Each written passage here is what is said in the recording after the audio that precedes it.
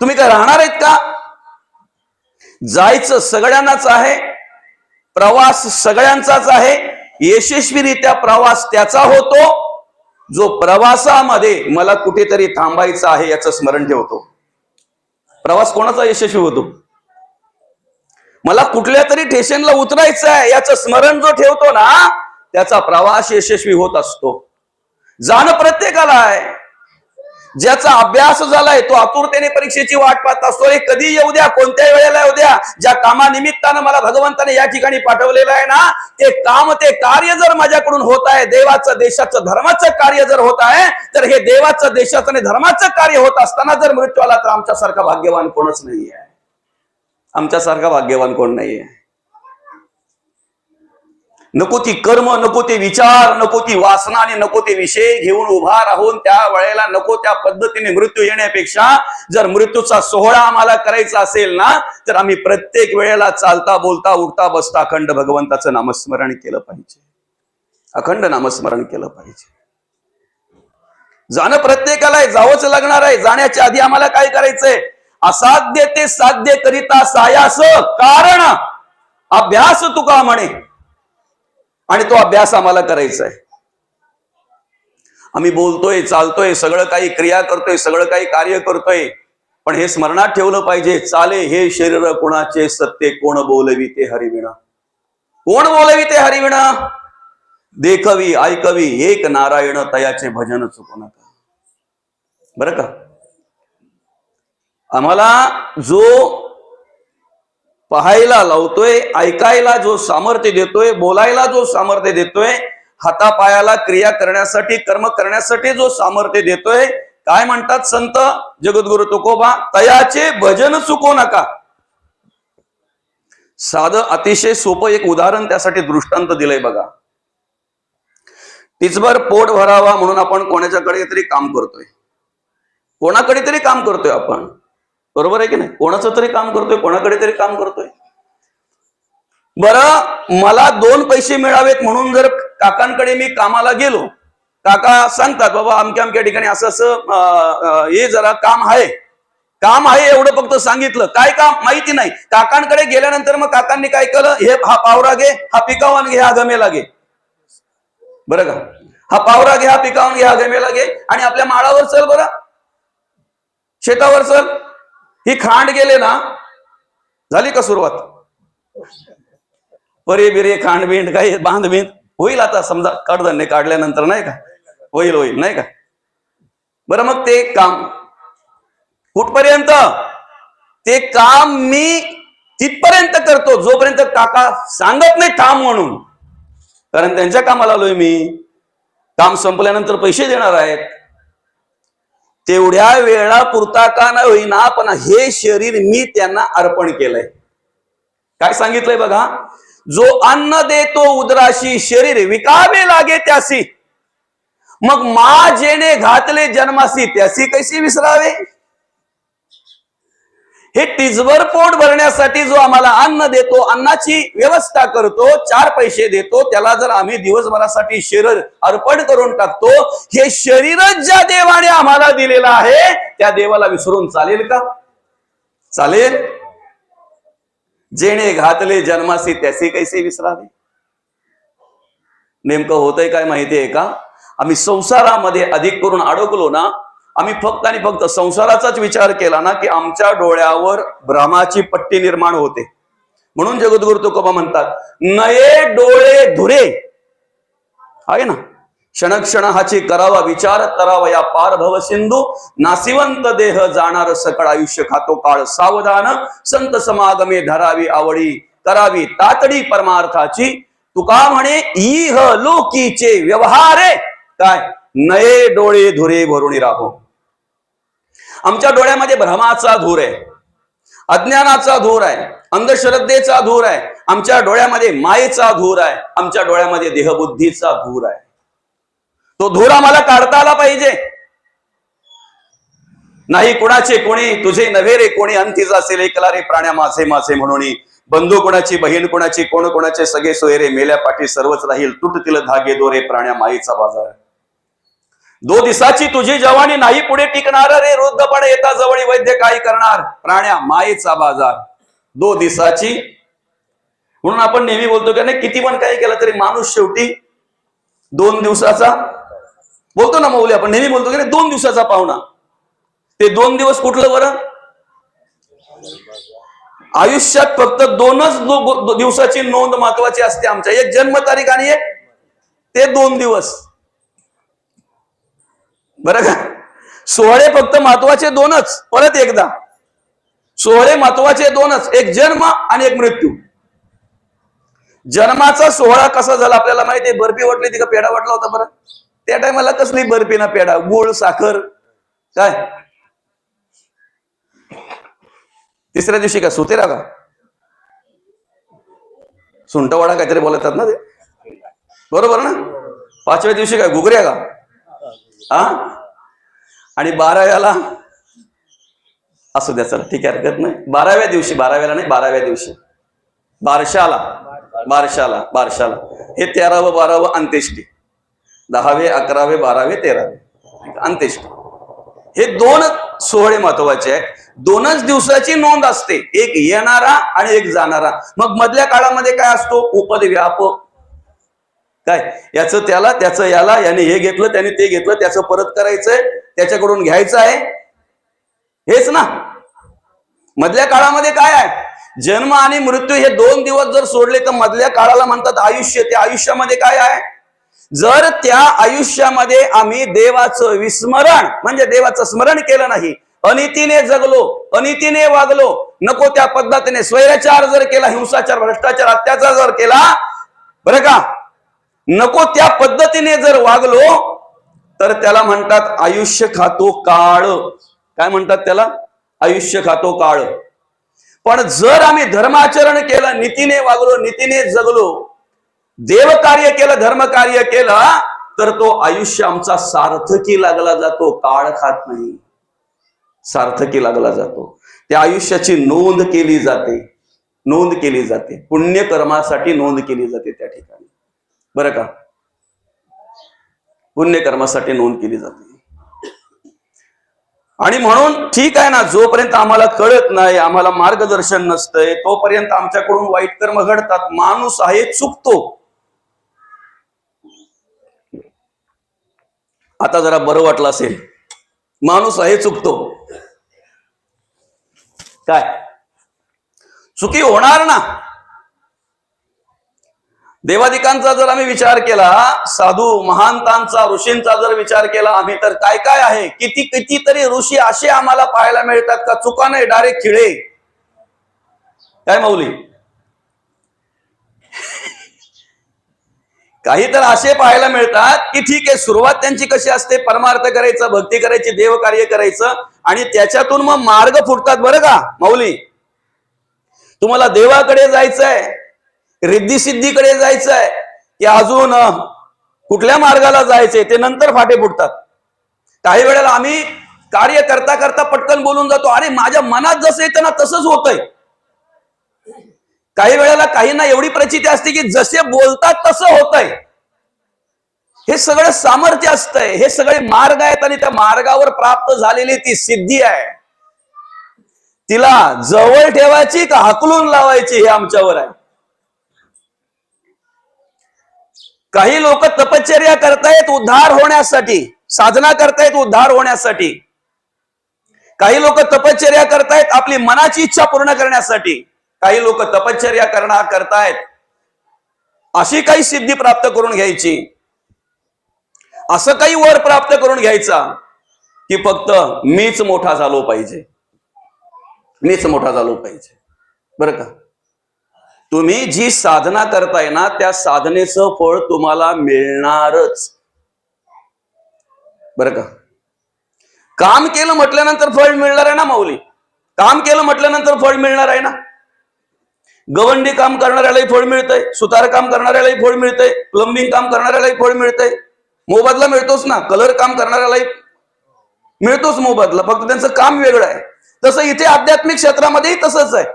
तुम्ही ज्या प्रकारची भक्ती करत असाल, भक्तीचे 9 प्रकार सांगितलेले आहेत. अनेक प्रकार आहेत भक्तीचे, पण मुख्य 9 प्रकार सांगितलेले आहेत. बरं का माऊली? श्रवण, कीर्तन, विष्णू स्मरण, पादसेवन, अर्चन, वंदन, दास्य, सख्य आणि आत्मनिवेदन, मुख्य 9 प्रकार अनेक. ज्या प्रकारची भक्ती तुम्ही करत असाल त्या भक्तीतून तुम्हाला प्राप्ती मिळणारच. त्याच्यातून मिळालेलं जे द्रव्य आहे ना, ज्या काम करून तुम्हाला जे मिळालेलं द्रव्य आहे ते कुठे खर्च करायचं, ज्याने दिलंय त्याच्यावर अवलंबून नाही. काय तुमच्याकडे काम केलं मी दिवसभर काम केल्यानंतर तुम्ही माझा मोबदला दिलात, आता ते वापरायचं कुठं, तुमचा अधिकार नाही. सांगायचं तुमचा अधिकार आहे का? ते माझं आहे. मग ते मी कुठं वापरायचं हे कळून घेण्यासाठी प्रवचन श्रवण केलं पाहिजे. तुकोबांना का वाचलं पाहिजे आम्ही? माऊलींना का वाचलं पाहिजे? ज्ञानेश्वरी, भागवत का वाचलं पाहिजे आम्ही? त्याचा अभ्यास का केला पाहिजे? आम्ही जो परमार्थ करतोय, जी साधना करतोय, जे नामस्मरण करतोय, जी उपासना करतोय, जी देवपूजा करतोय ना, त्याच्यातून मिळालेलं फळ आम्ही कुठे यूज करायचंय, कुठं वापरायचं आहे, त्याचा विचार आम्ही केला पाहिजे. बरं का? काहीतरी सौभार्य नावाचे एक ऋषी होते. बरं का? आणि ते गंगेमध्ये स्नान करत असताना कितीतरी हजारो वर्षाची तपश्चर्या होती. कितीतरी हजारो वर्षाची तपश्चर्या माऊली. पण गंगेमध्ये स्नान करत असताना फक्त माशांची क्रीडा बघितली आणि माशांची क्रीडा बघितल्याबरोबर त्यांच्या अंतःकरणामध्ये ते विचार निर्माण झाले, त्यांच्या मनामध्ये ते विचार निर्माण झाले. आणि एक विचार आला त्यांच्या मनामध्ये, अंतःकरणामध्ये एक विचार आला, आपणही असा आनंद घ्यायला हवा, आपणही असं काही कार्य करायला हवं. ज्या वेळेला माणसाच्या मनामध्ये असा काही विचार येतो ना, त्यावेळेला घेतलेलं कार्य साध्य होईलच असं नाही. बरं का माऊली? ज्या वेळेला माणसाच्या मनामध्ये असा काही विचार येतोय त्यावेळेला त्याने घेतलेलं कार्य साध्य होईलच असं नाही. असे कित्येक संसार बर्बाद झालेले, उद्ध्वस्त झालेले आम्हाला आमच्या डोळ्यात पाहायला मिळतात माऊली.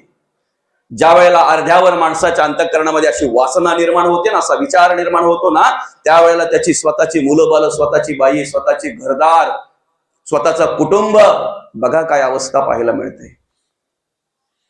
हे तर हजारो वर्ष तपश्चर्या केलेले ऋषी आहेत. आपला विषय काय बघा, तुम्ही जी साधना करताय, तुम्ही जी तपश्चर्या करताय, तुम्ही जी उपासना करताय, देवपूजा करताय, त्याचं फळ तुम्हाला मिळणारच, मिळतायच. पण कुठे वापरायचं, कसं वापरायचं, ते कोणावर अवलंबून आहे? आपल्यावर अवलंबून आहे. काय? आणि म्हणून मग त्याच्याकडे ती वासना निर्माण झाली.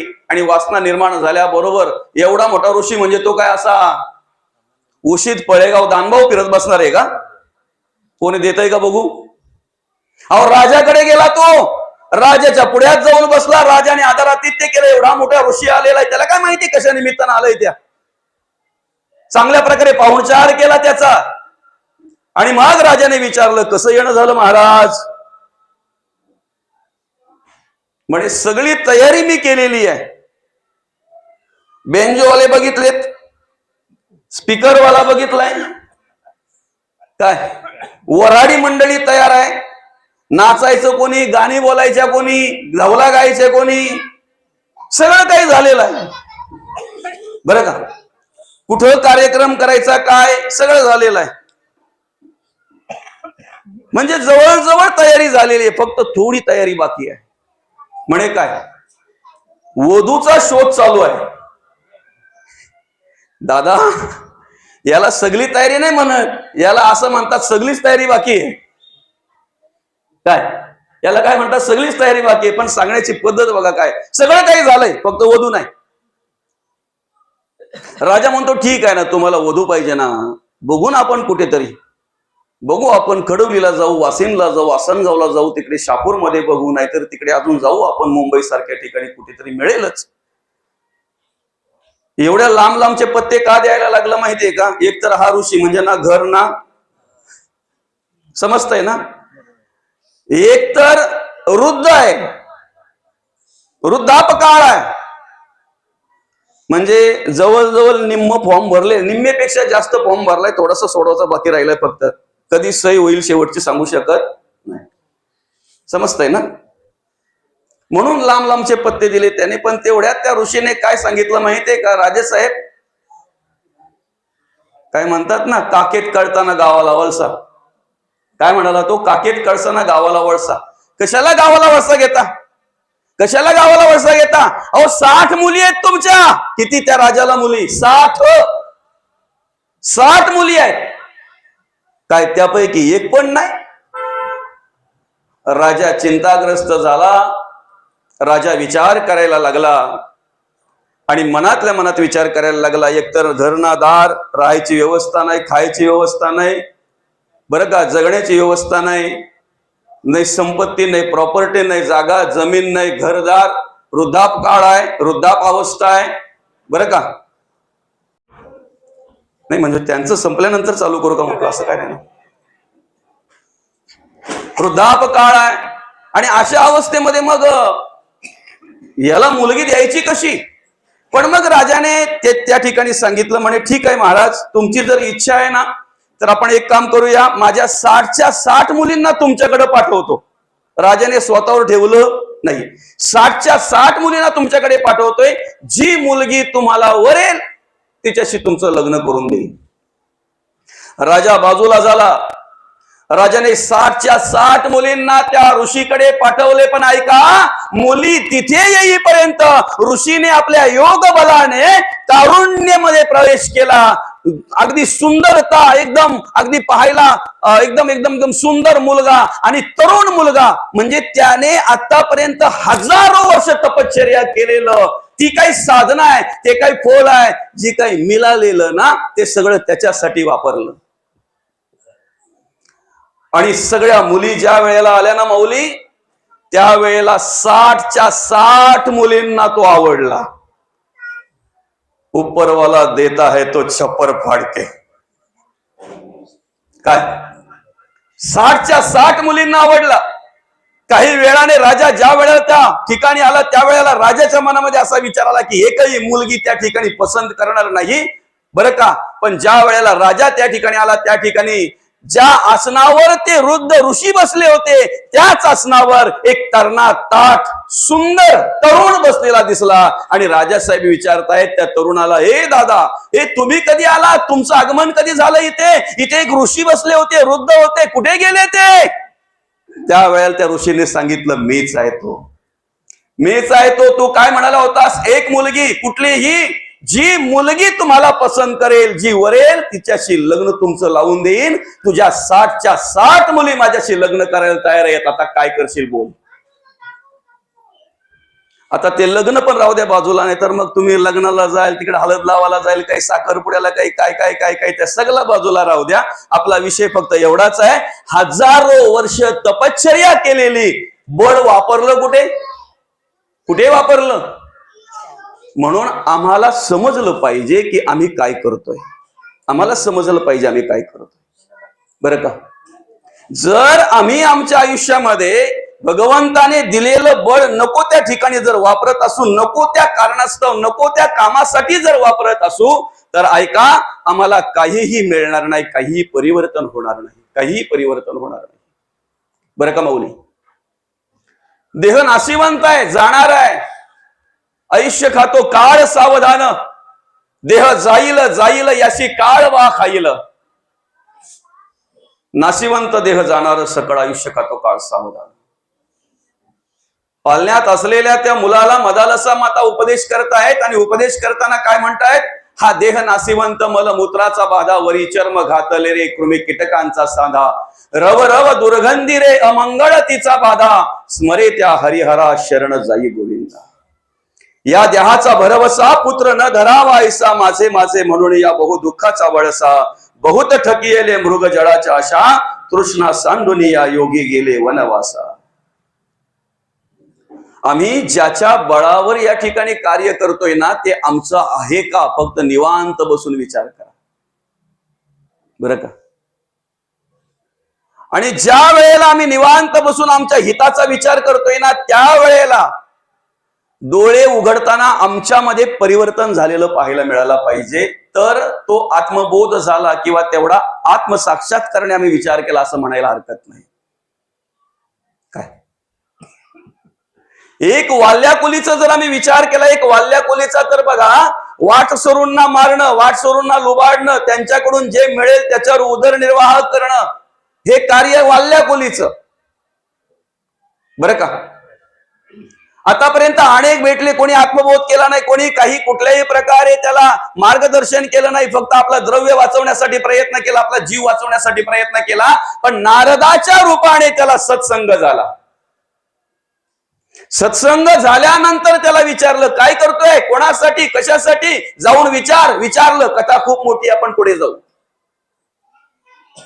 महत्वाचा विषय काय, कोणीही वाटेकरी नाही हे कळलं. ज्या मुलांनी आमच्या पोटी जन्म घेतलेला आहे त्यांचं संगोपन करणं, त्यांना मार्गदर्शन करणं आमचं कर्तव्य आहे. पण तुम्ही जर हरामाने, 2 नंबरने, अधर्माने, अनितीने वागून जर पैसा घरात आणत असाल ना, तर ती मुलं सुद्धा तुम्हाला कधी सुख देणार नाही. पैशाचं सुख तर तुम्हाला आयुष्यात कधी घेताच येणार नाही. हे काही कलियुगातलाच नाही, सत्ययुगापासूनचा विचार करा, सत्ययुगापासूनचा, बरं का.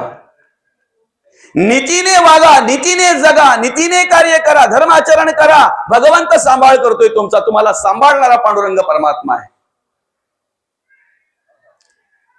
आणि या ठिकाणी अनेक संप्रदायातील मंडळी असतील उपस्थित, बरं का. अगदी मोठेपणा करतोय म्हणून नाही, पण आत्मविश्वासाने सांगतोय, स्वाभिमानाने सांगतोय, अख्ख्या जगात जर श्रीमंत देव असेल तर माझा पांडुरंग परमात्मा. अख्ख्या जगात, अख्ख्या विश्वात जर श्रीमंत देव असेल ना, तर पांडुरंग परमात्मा. ज्यांना आम्ही श्रीमंत समजतोय ना, त्यांच्या चरणाला स्पर्श करायचा लांब गेला, पण तिथे आम्हाला उभं सुद्धा करत नाही, उभंही करत नाही. काय मग अशी वाचता एक वाचण्यामध्ये असं आलं की सगळ्या मंदिरांना 8-9 वाजता रात्रीचे एकदा बडवे बाजूला झाले का लॉक लावला जातो. खरं की खोटं आहे? सगळ्या मंदिरांना बाजूला झाले की काय केला जातो, लॉक लावला जातो. म्हणजे त्यांचा देवावर विश्वास नाही, त्यांचा विश्वास कशावर, कुलपावर, लॉकवर. म्हणून आम्हाला पांडुरंग परमात्मा संपूर्ण जगामध्ये श्रीमंत देव का वाटतो माहितीये का? कोणीही जावं, सर्वसामान्य माणसाने, गरीबाने, श्रीमंताने, कोणीही जावं, संसारिकाने, आध्यात्मिकाने, कोणीही जावं आणि पांडुरंग परमात्म्याच्या चरणाला स्पर्श करावा, पांडुरंग परमात्म्याचं दर्शन घ्यावं. सर्वांना आशीर्वाद देणारा, कृपा आशीर्वाद देणारा तो पांडुरंग परमात्मा आहे. आणि म्हणून धर्म आचरणाने सगळं काही कार्य केलं पाहिजे. आम्ही नीतीने वागलो पाहिजे, नीतीने जगलो पाहिजे.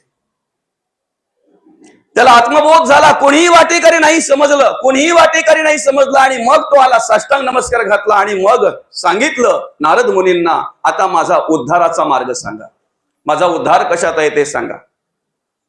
हित ते घडे देवाचे चिंतन. बरं का, कलियुगी उद्धार हरीच्या नामे, नामसंकीर्तन साधन पै सोपे. पडतील नाही, पळालेली परत येतात.